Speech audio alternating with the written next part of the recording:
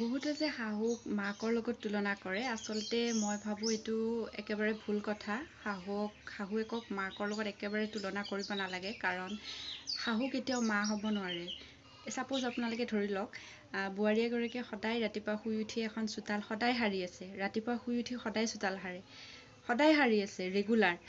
যদি এদিন চোতালখন সাৰা নাই, সাৰিব পৰা নাই বোৱাৰীজনীয়ে কিবা এটা অসুবিধাৰ কাৰণে, কিন্তু সেই শাহুগৰাকীয়ে ৰাতিপুৱা শুই উঠি আপোনাক বোৱাৰীগৰাকীক নুসুধে যে আজি তই চোতালখন কিয় সৰা নাই।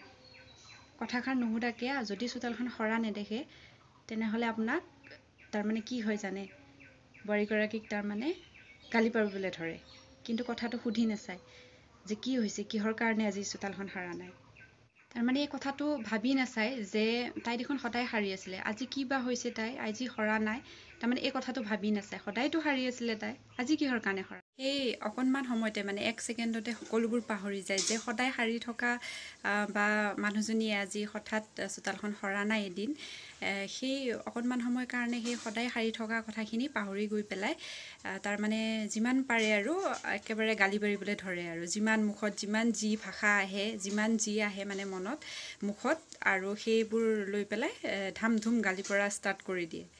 গতিকে সেয়ে আৰু শাহু কেতিয়াও মা হ'ব নোৱাৰে। আৰু হয় আছে, তাৰ ভিতৰতো শাহু ভাল আছে। 10%ৰ ভিতৰত 1% হ'লেও শাহু ভাল থাকে, আৰু সেই 1%টো তাৰমানে যিসকল বোৱাৰীয়ে পাইছে ভাল শাহু, তেওঁলোকেও মানে ভাগ্য কৰিহে পায়।